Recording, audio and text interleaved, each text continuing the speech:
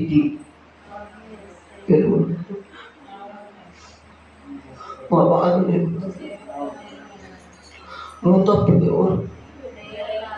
దాటమించిన దాతలు నాయన, మరి త్వరగా తీపిస్తాచింది. చేతులు ధనం లేక ఆర్థిక బాధల్లో వెనుకబడుతున్నావు నాయన. నీవే ఆ ఆపరేషన్లు తోడేంటి క్రమంగా మర్యాదకరంగా జరుగుతూ ఆ దాటి మంచి జ్ఞానం దయచేసి నాయన సహాయం చేయండి. నాయన ఈ కార్యం జరిగించు. రానున్న మా యేసు నామమున వేడుకుంటున్నాను తండ్రి. ఆమేన్. ఆమేన్.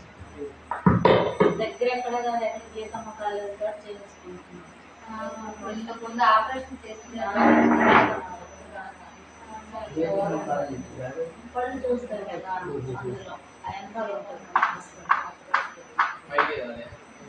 అక్కడికి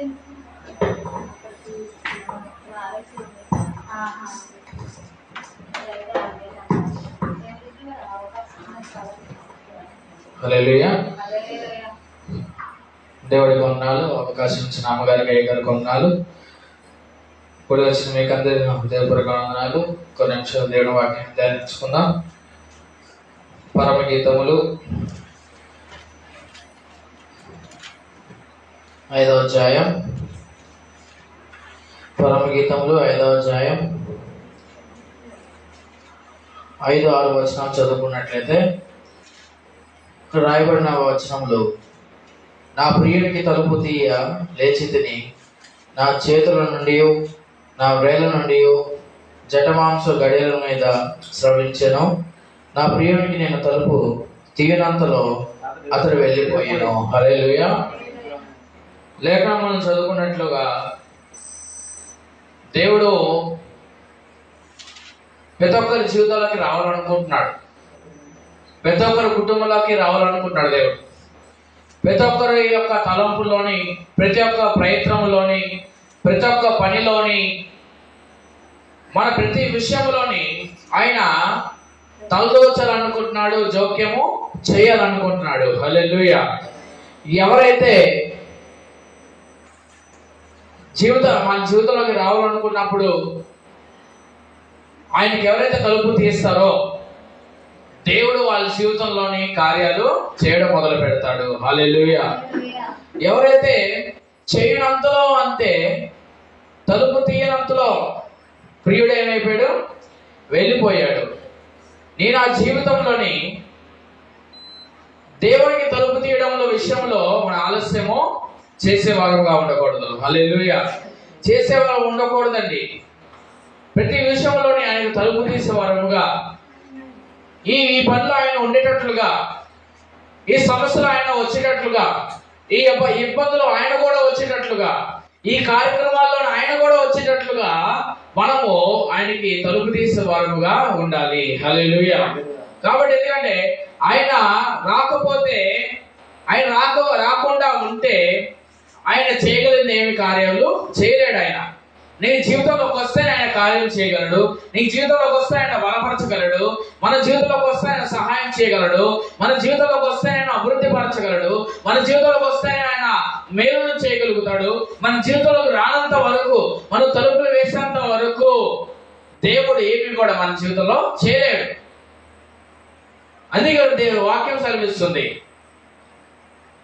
నా ప్రియుడు ఎక్కడున్నాడంట? నా ప్రియునికి తలుపు తీయ లేచి తిని. తలుపు బయట ఉన్నాడు ఆయన. ప్రతి విషయంలోని, ప్రతి సమస్యలోని ఆలీలు ఉంటారు. ప్రతి ఇబ్బందులో వాళ్ళు వీళ్ళు ఉంటారు. ప్రతి కార్యక్రమాలు వాళ్ళు వీళ్ళు ఉంటారు. కానీ దేవుడు ఎక్కడుంటారంటే బయట ఉంటారు. దేవుడు ఒక సహాయం కానీ, దేవుడు ఒక కార్యం ఎప్పుడు కూడా బయటే ఉంటుంది. మన జీవితంలోకి రానివ్వట్లేదు, మన సమస్యల్లోకి ఆయన శక్తిని రానివ్వట్లేదు. అందుకే మన జీవితంలో ఎటువంటి కార్యాలు జరగకపోతున్నాయి అని మనం గ్రహించే వారుగా ఉండాలి. హల్లెలూయా. ఎవరైతే ఆయన శక్తికి, ఆయన బలము కొని ఆయన కార్యాలకు ఎవరైతే తలుపు తీసే వారుగా ఉంటారో, ఆయనకు తలుపు తీసే వారుగా లేవడానికి ఎవరైతే సిద్ధంగా ఉంటారో దేవుడు రావడానికి సిద్ధముగా ఉన్నాడు. హల్లెలూయా. కాబట్టి పిల్లలారా, నేను ఆ జీవితంలో దేవుడు ఉండాల్సిన ఎన్నో అక్కర అవసరత ఎంతో ఉన్నది. చాలా మంది దేవుడికి తలుపులు వేసేస్తారు. ఆయన కార్యాలు జరగకపోయినా పర్లేదు, ఆయన ఇవ్వకపోయినా పర్లేదు, ఆయన సహాయం చేయకపోయినా పర్లేదు, ఆయన కార్యాలు లేట్ అయిపోయినా పర్లేదు, ఆయన మాట్లాడకపోయినా పర్లేదు, ఆయన స్పందించకపోయినా పర్లేదు, ఆయన వెళ్ళిపోయినా పర్లేదు, ఆయన ఎదురు చూసినా పర్లేదు అని ఏం చేస్తారు? తలుపులు మూసి ఉన్నట్టు ఉంటారు. ఆయన ఎంత ప్రయత్నించినా, ఆయన ఎన్నిసార్లు కార్యాలు చేయాలని కోరుకున్నా, ఆయన సహాయం చేయడానికి ఎంత ముందుకు వచ్చినా ఏ మాత్రము ఆయన బయటనే ఉంచేవారుగా ఉంటున్నారు. కానీ లోపలికి ఆయన రప్పించుకొని ఆయన ఉండేటట్టుగా చేసుకొని కార్యాలు చూసే వారు చాలా తక్కువ మందిగా కనబడుతున్నారు. హల్లెలూయా. కాబట్టి ప్రియులారా, ఎన్ని సందర్భాల్లో మనం దేవుని బయట పెట్టేస్తున్నాం. ఎన్ని విషయాల్లోని, ఎన్ని రోజులు బట్టి, ఎన్ని సంవత్సరాలు బట్టి దేవుడిని బయటే వదిలేస్తున్నాం, బయట ఉంచేస్తున్నాం. మన జీవితంలోకి రావాల్సిన ముఖ్యమైన వ్యక్తి, రావాల్సిన దేవుడైన దేవుడు యేసుక్రీస్తు ఎన్ని సంవత్సరాలు బట్టి, ఎన్నో దినాల బట్టి, ఏ సందర్భాల బట్టి, ఎన్నో మార్లు దేవుడిని బయట పెట్టేస్తుంటాం. ఒకసారి జ్ఞాపకం చేసుకొని, దేవుని ఎప్పుడు కూడా మనం బయట ఉంచే వారముగా ఉండకూడదు. నేను ఆ జీవితంలో ఎప్పుడు కూడా ఆయన ఉండేటట్టుగా చేయాలి. హల్లెలూయా. నేను తలుపు తీనంతలో నా ప్రియుడు వెళ్ళిపోయాను అని అంటున్నాడు షోలమెత్తి. నేను తలుపు తీసే లోపల నా ప్రియుడు వెళ్ళిపోయాడు. ఎప్పుడో తీయాలి తలుపు? ఎప్పుడు ఆయనకి వెళ్ళిపోవాలని అనిపించినప్పుడు, ఆయన డోర్ కొట్టినప్పుడు, తలుపును కొట్టినప్పుడు ఏమాత్రం తీయలేదు. ఆయన పిలుస్తున్నప్పుడు కూడా తలుపు తీయలేదు. ఇబ్బందులో ఉన్నప్పుడు కూడా తలుపు తీయలేదు. కష్టంలో ఉన్నప్పుడు కూడా తలుపు తీయలేదు. కార్యాలు ఆలస్యమైనా కూడా ఇంకా తలుపు తీయలేదు. రావాల్సిన ప్రతిఫలం ఇంకా రాకపోయినా, రావాల్సిన స్వస్థత ఇంకా రాకపోయినా దేవుడికి తలుపులు తీనే వారిగా చాలా మంది ఉంటూ ఉన్నారు. హల్లెలూయా. అంటే ఇంట్లో కలిగి ఉన్న వాటితో బ్రతికేసే వాళ్ళు చాలా మంది ఉన్నారు. ఇంట్లో ఏముంటే దాంతో బ్రతికేసే వాళ్ళు ఉన్నారు. ఇంట్లో ఎంత తక్కువ ఉంటే దాని చేత తృప్తి పొందే వాళ్ళు చాలా మంది ఉన్నారు. అంతకు మించిన అధికము, అంతకు మించిన కార్యాలు చూడాలని ఎవరికి ఏమాత్రము లేదు. వాళ్ళ జీవితంలో ఉన్నదాంతో, వాళ్ళ జీవితంలో ఎంతవరకు ఉన్నదో సంతోషం అంతవరకే. వాళ్ళ జీవితంలో ఏమనిపిస్తారో వాటితోటే గడిపేవారు ఉన్నారు. కానీ దేవుడు వస్తే లేనివి కూడా ఆయన కలుగు చేస్తాడు. హల్లెలూయా. లేనివి కూడా చేస్తాడు, జరగని కార్యాలు కూడా చేస్తాడు.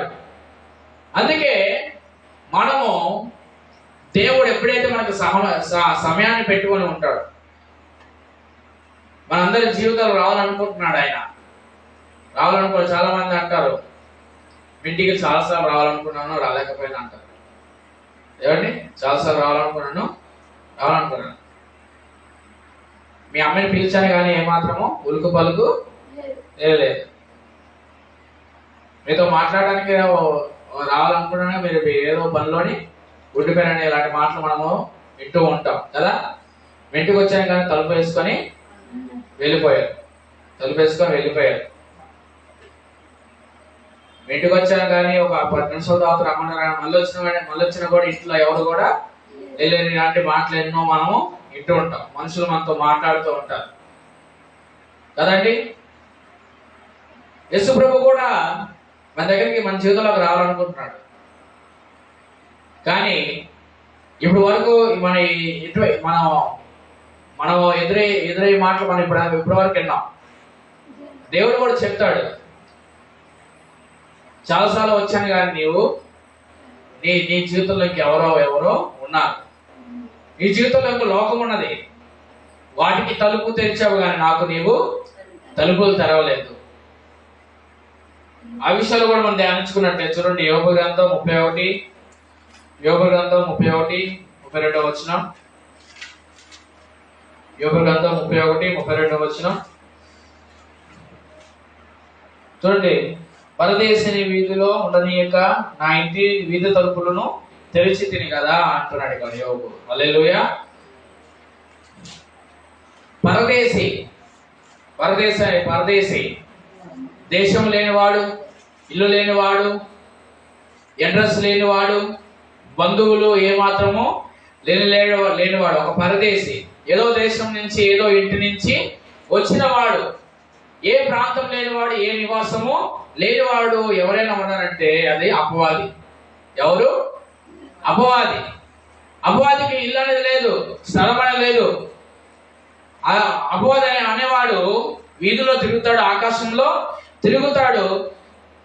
ప్రతి ఒక్క క్రైస్తవుని జీవితం బయట ఉంటాడు. ప్రతి ఒక్క క్రైస్తవుని జీవితం బయట ఉంటాడు. అయితే బయట తిరుగుతున్న ఈ అపవాది మనలోకి రావాలని ప్రయత్నం చేస్తూ ఉంటాడు. అయితే అక్కడ యోబు ఏమంటున్నాడంటే, నేను ఇక్కడ యోబు అపవాదిని ఇంట్లోకి రప్పించుకోవాలని చెప్పట్లేదు, కానీ దీని ఆధారం చేసుకొని మీకు చెప్తున్నది ఏంటంటే, బయట తిరుగుతున్న అపవాదిని మన జీవితంలోకి తలుపులు తెరిచి రానివ్వకూడదు. హల్లెలూయా. ఏమంటున్నాడు? నా ఇంటి వీధి తలుపులను తెరిచి తిని కదా అంటున్నాడు. తెరిచి తిని కదా. ఎవరో తెలియని వ్యక్తి మనం తలుపులు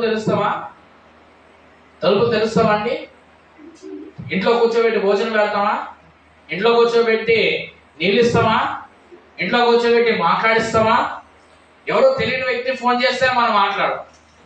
ఎవరో తెలియని వ్యక్తి డబ్బులు అడిగితే నెంబర్ ఏమంటే మనం ఇవ్వం. ఎవరో తెలియని వ్యక్తి అడ్రస్ చెప్పమంటే, ఫోటోలు పెట్టమంటే మనం ఏ మాత్రమో పెట్టం. ఎవరో గుర్తు తెలియని వ్యక్తి. అపవాది ఎవరంటే, అపవాది మనకి తెలియకుండా వచ్చేవాడు.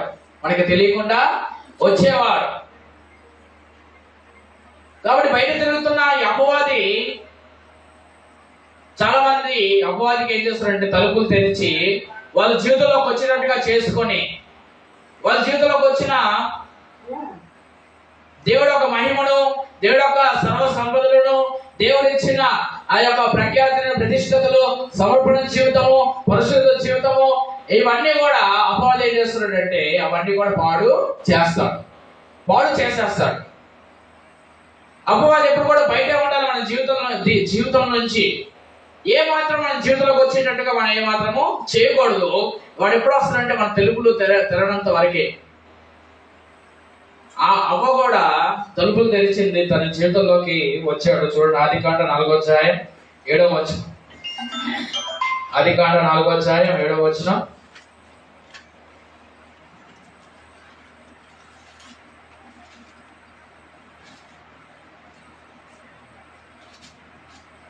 ఆదికాండం 4వ అధ్యాయం 7వ వచనంలోనే, నీవు సత్క్రియ చేసిన ఎడల తలెత్తుకొనవా, సత్క్రియలు చేయని ఎడల వాకిట పాపము ఉంచి ఉండును, నేడల దానికి వాంఛ కలుగును, నీవు దానిని ఎలుదు అనెను అంటున్నాడు. ఇక్కడ సత్క్రియ కయ్యోను చేయలేనప్పుడు నీ వాకిట పాపము పొంచి ఉన్నది. పాపము. తలుపు ముందు ఏది ఉంటుంది? ఏమండి, మీ తలుపు ముందు ఏముంటది? మీకు వాకిట్ ఉంటుందా, వరండా ఉంటుందా? మీ తలుపు ముందు వాకిట్ ఉంటది. ఇప్పుడు ప్రతి ఒక్కరు అపవాది పెట్టే పాపము కానీ ఇవన్నీ ఎక్కడ ఉంటాయి? ఇవన్నీ ఎక్కడ వాకిట ఉంటది. మన తలుపు ఎదుట వాకిట ఉంటుంది, మన జీవితం ఎదుట నిలబడి ఉంటాయి.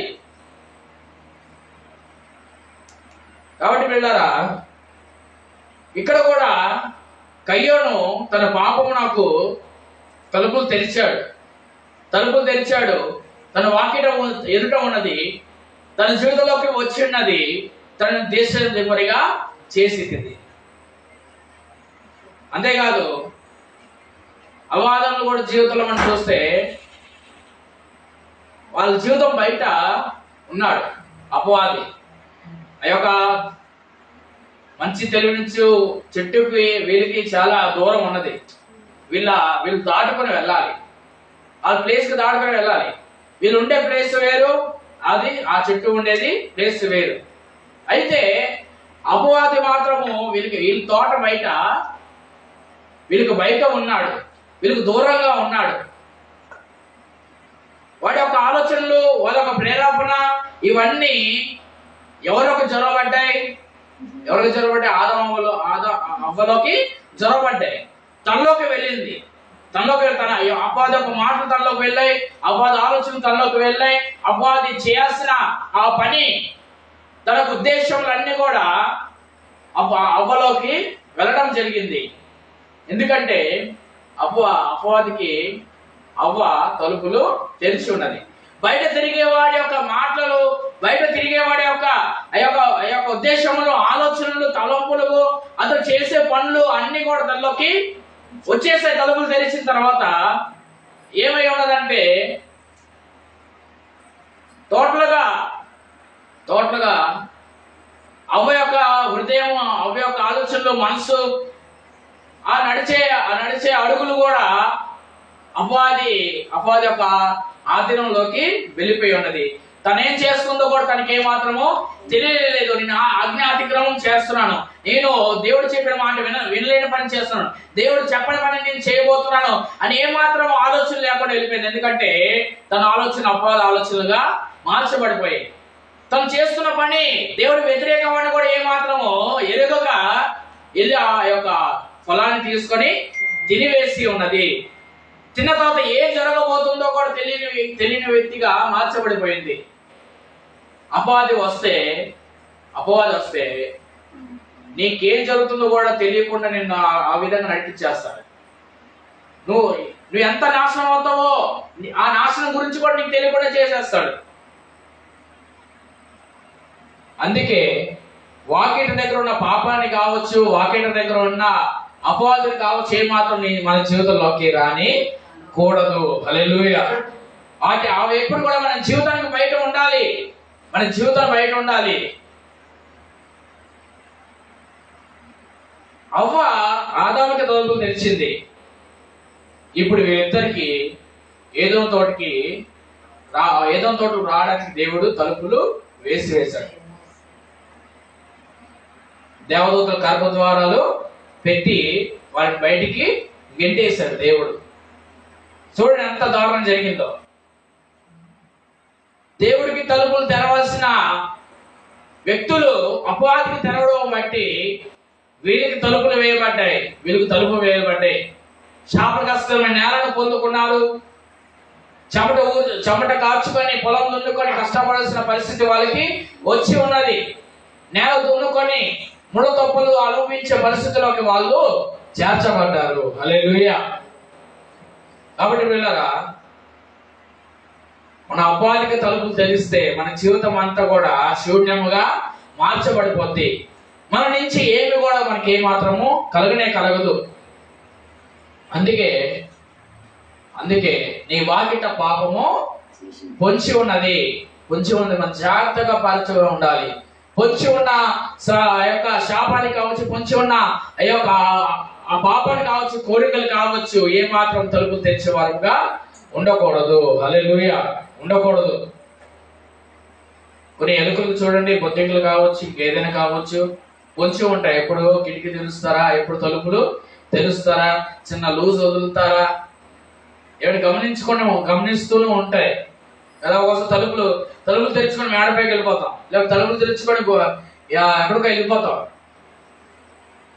దొంగలు కూడా చూడండి ఒకసారి, దొంగలు కూడా ఎప్పుడు తలుపులు తెరుస్తాడో, ఎవరు లేని టైంలో ఎప్పుడు బయలుదేరుతారో, ఎప్పుడు ఇంట్లో కన్నం వేద్దామని ఎప్పుడు కూడా రెడీగా ఉంటారు. అందుకే మనం ఎప్పుడు కూడా అపవాది పొంచే ఉంటాడు. పొంచి ఉన్న వాటికి ఎప్పుడు కూడా మనం తలుపులు వేసిన వారుగా ఉండాలి. హల్లెలూయా. చూడండి, ఇంకో మాట చూడండి. 2 రాజుల గ్రంథం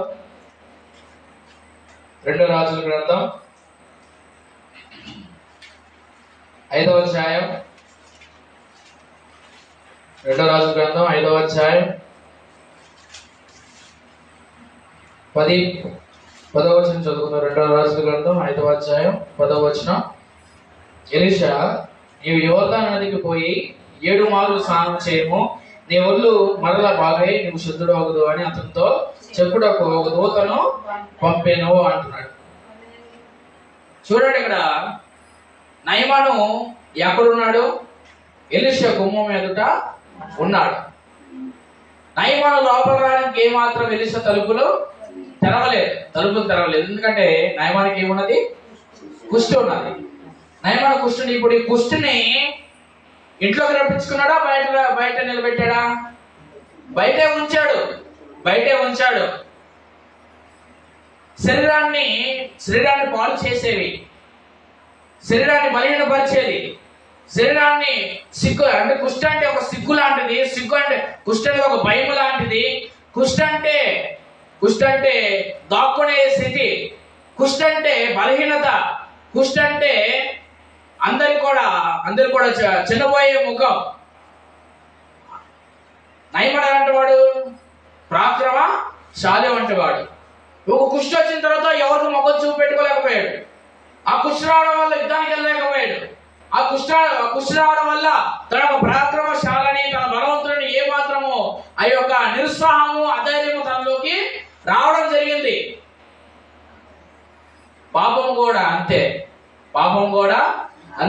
పాపం ఎలాంటిది? మనకి సిగ్గు కలిగించేది. పాపం ఎలాంటిది? తల వచ్చేది.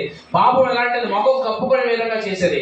పాపం ఎలాంటిది? మనుషులు ముఖాముఖంగా చూసి మాట్లాడే స్థితి. పాపం ఎలాంటిది? మనల్ని బలహీనపరిచేది. పాపం ఎలాంటిది? మనల్ని అధైర్యపరిచేది, అవమానపరిచేది, నిందలు పాలు చేసేది పాపము.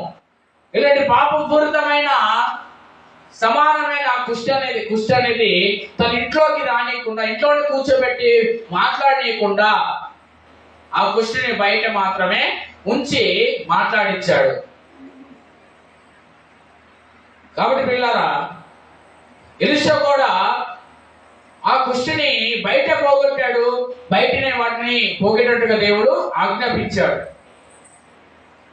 నీ ఇంట్లోకి ఏమాత్రము, ఈ ఇంట్లో మన హృదయంలో కానీ మన జీవితంలోకి ఇలాంటివి సిగ్గు కలిగించేది, అధైర్యపరిచేది, మనల్ని నవ్వులు పాలు చేసేది, అవమానపరిచేది ఏది కూడా మన జీవితంలోకి రానియకుండా మనము తలుపులు వేసేవాడుగా ఉంటే, దేవుడు మంచి గొప్పమైన వాటిని, మంచి పేరు తెప్పించే వాటిని, మన జీవితాలని మన మొక్కల సంతోషం కలిగించేవి దేవుడు కార్యాలు మన జీవితంలోకి రప్పించగలుగుతాడు. హల్లెలూయా.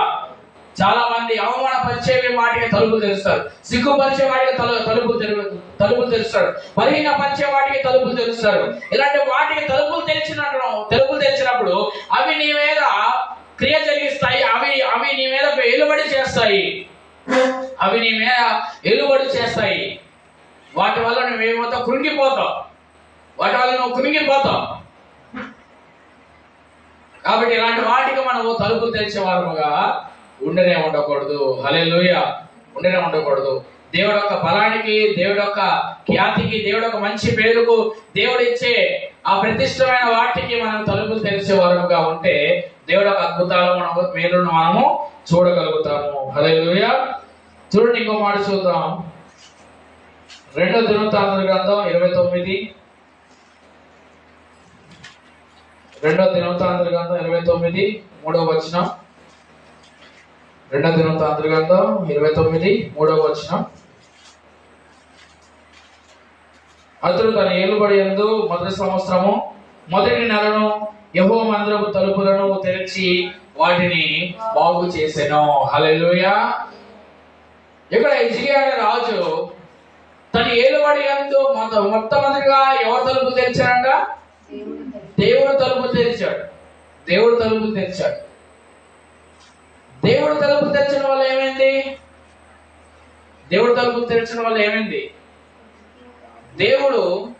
దేవుడు మందిరానికి తలుపులు వేసేంత వరకు, మందిరము తలుపులు వేసేంత వరకు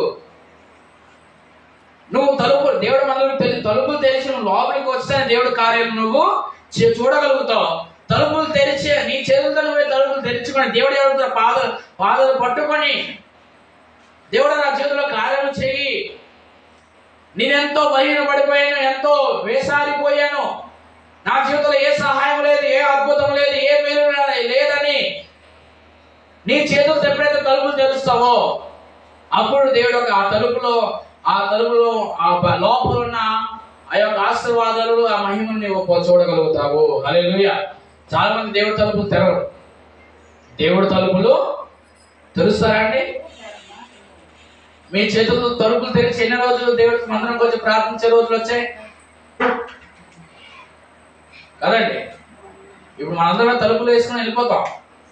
ఎన్నిసార్లు తలుపులు తెరిచి ప్రార్థించి ఉంటారు, ఎన్నిసార్లు ఆ తలుపులు తెరిచి దేవుడు స్తుతించుంటారు కదండి? ఇంట్లోనే ఉండడం కాదు, ఇంట్లోనే ఉండడము కానే కాదు. నాకు సమస్య వచ్చేంత వరకు 2 సంవత్సరాలు బట్టి అవమానాలు, సిగ్గులను బట్టి నేను ఎప్పుడు కూడా దేవుడు తలుపులు తెరవడం మొదలు పెట్టాను. హల్లెలూయా. తలుపులు తెరుచుకొని ప్రార్థించడానికి లోపలికి వచ్చేవాడిని. దేవుడు కార్యాలు ఈ మందిరంలో ఉన్నాయి, దేవుడు యొక్క అద్భుతాలు ఈ మందిరంలో ఉన్నాయి, దేవుడు యొక్క సహాయం ఈ మందిరంలో ఉన్నాయి, దేవుడు మన ప్రార్థన జవాబులు ఈ మందిరంలో ఉన్నాయి, మన ప్రార్థన సఫలత ఈ మందిరంలో ఉన్నాయి, స్వస్థత ఈ మందిరంలో ఉన్నది. దేవుడు యొక్క కార్యాలు, అద్భుతాలు, శక్తి, అభిషేకం ఇవన్నీ కూడా ఈ మందిరంలో ఉన్నాయి. వీటిని చూడడానికి ఎవరైతే తలుపులు తెరుచుకుని వస్తారో, ఈ పొందడానికి ఎవరైతే తలుపులు తెరుచుకుని వస్తారో, ఈ మేలును అనుభవించడానికి ఎవరైతే తలుపులు తెరుచుకుని వస్తారో అవి వాళ్ళకి దేవుడు అనుగ్రహిస్తాడు. హల్లెలూయా. దేవుడు మనం తలుపులు వేసేస్తే మనం ఇంట్లో ఉంటే ఎవరిని పొందగలుగుతామండి?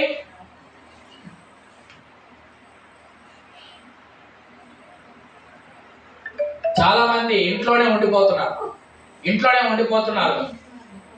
ఎవరైతే, ఎందుకంటే దేవుడి మందిరం రావడము ఆశీర్వాదకరం, దేవుడి మందిరంకి వచ్చి ప్రార్థించడం అనేది ఆశీర్వాదకరం. ఎవరైతే దేవుడి మందిరంలో ప్రార్థన చేస్తారో, దావీదు కూడా ఉంటాడు, నేను ఆయన ఆలయంలో మొరపెట్టుకుని ఆ ప్రార్థన యెహోవా సన్నిధికి చేరెను, భూకంపము కలిగెను, పరలోక పునాదులు అదిరెను అని దావీదు కీర్తన రాస్తాడు. మందిరములు ఉన్నప్పుడు మనం ప్రార్థించే వారముగా ఎక్కువగా దేవుడి మందిరంలో ప్రార్థించే వారముగా ఉండాలి. ఎక్కువగా దేవుడి ప్రార్థించే వారుగా ఉండాలి. దేవుడి సందులో, ఎందుకంటే యూదులందరూ కూడా, ఇశ్రాయేలీయులందరూ కూడా సమస్య వచ్చినప్పుడు వాళ్ళు దేవుడి మందిరానికి రాకుండా ఉండలేదు. వాళ్ళు కూడా దేవుడి మందిరానికి వచ్చి మొరపెట్టేవాళ్ళు. శత్రువుల మీద విజయం కలగాలని ప్రార్థించేవారు. అప్పుడు వాళ్ళ ఇంట్లో కూడా ప్రార్థన చేసేవాళ్ళు.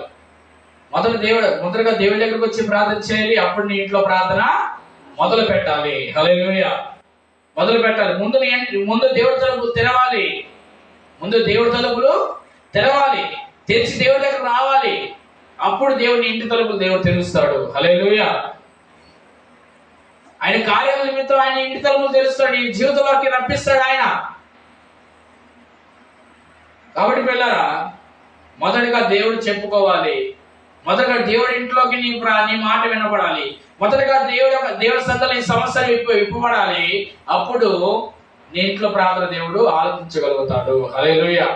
ఆలకించగలుగుతాడు. ఏమండి, దేవుడి వద్దకు రానంత వరకు దేవుడి కార్యాలు మన జీవితంలోకి రావు. దేవుడు వాక్యం సెలవిస్తుంది, మొదట మీరు దేవుని వద్దకు రండి, అప్పుడు అపవాది మీ వద్ద నుంచి, చెప్పండి, అపవాది అప్పుడు మీ వద్ద నుంచి పారిపోతాడు. మొదటగా దేవుని వద్దకు మీరు రావాలి. దేవుని వద్దకు రావాలి. తన ఏలుబడి యందు తన ఇల్లు ఎలా ఉందో ముందు చూసుకోలేదు. తన ఇంటి తలుపులు తెరవలేదు. తన ఇల్లు ఎలా అందం ఉందో లేదు చూసుకోలేదు. దేవుడి యొక్క మందిరం ఎలా ఉందో చూడగలిగాడు. దేవుడి మందిరాన్ని బాగు చేశాడు. అలా బాగు చేసిన తర్వాత, ఆ మందిర తలుపులు తెరిచిన తర్వాత నిజకే జీవితం ఎలాగ ఆస్వాదించబడిందో ఒక్కసారి మనం గమనించినట్లయితే 2 రాజుల గ్రంథం 18వ అధ్యాయం, 2 రాజుల గ్రంథం 18వ అధ్యాయం రెండవ రాజుల గ్రంథం 18వ అధ్యాయం 6-7 వచనం మనం చదువుకున్నట్లయితే, అతడు యెహోవాతో హత్తుకొని ఆయన వెంబడించుటలో వినదీయక ఆయన మోషే ఆజ్ఞాపించిన ఆజ్ఞలన్నిటినీ గైకొనుచుండెను. కావున యెహోవా అతనికి తోడుగా ఉండెను. ఆ తాను వెళ్ళిన చోటునల్లా అతడు విజయము పొందెను. హల్లెలూయా. తాను పోయిన చోట్లెల్లను విజయము పొందెను. విజయము పొంది తన ఏలుబడి యందు ఎవరు తలుపులు తెరిచిన దేవుడి మందిరం తలుపులు తెరిచిన తర్వాతే తన జీవితంలోని విజయం స్టార్ట్ అయింది. విజయాలు కలుగు చేశాడు దేవుడు, అద్భుతాలు కలుగు చేశాడు, శత్రువు ఓడించడం జరిగింది, సైన్యములు ఓడిపోవడం జరిగింది, తనకి సంపద పెరిగింది, సహాయం పెరిగింది, దేవుడు ఒక తోడు పెరిగింది. ఇవన్నీ ఎప్పుడు జరిగిందంటే తాను చేతులతోటి మందిర తలుపులు తెరిచి దాన్ని బాగు చేసినప్పుడు. హల్లెలూయా. మొదటగా దేవుడి ఇల్లు, ఆ తర్వాత మన ఇల్లు.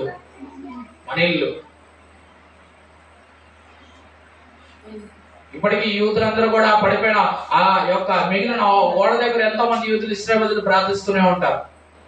ఇప్పుడు కూడా మన సినిమాలు చూస్తున్నప్పుడు కూడా ఆ యొక్క మందిరంలోని పురుషులందరూ కూడా ముఖాన్ని తలకి ముసుగు వేసుకొని దేవుడి దగ్గర ప్రార్థించేవాళ్ళు.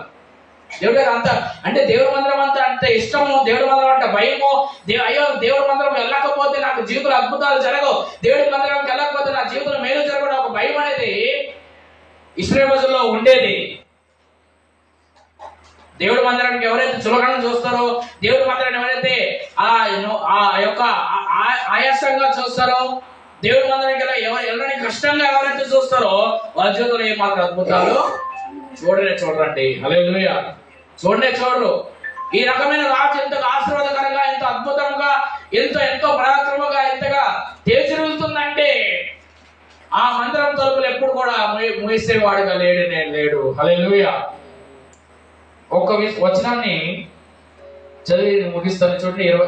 2వ దినవృత్తాంతముల గ్రంథం 28 2వ దినవృత్తాంతముల గ్రంథం 28 24వ వచనం చదువుకున్నట్లయితే 28-24వ వచనం.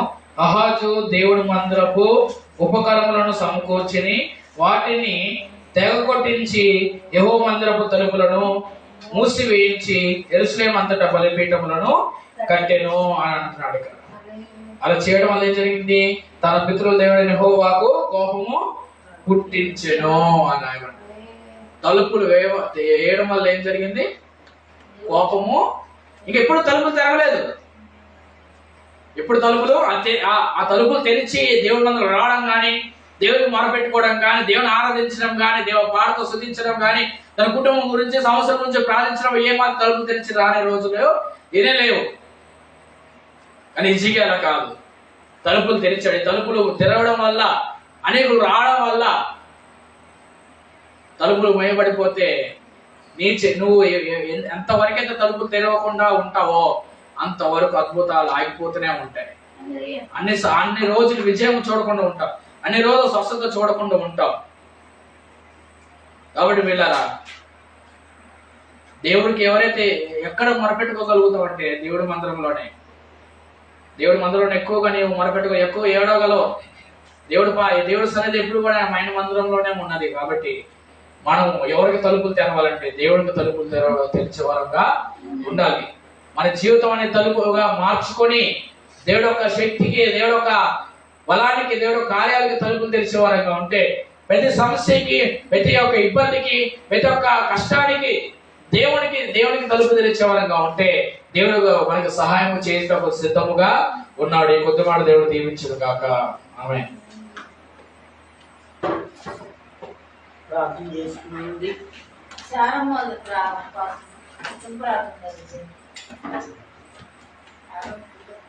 ఇప్పుడు పెట్టమన్నారు కదా.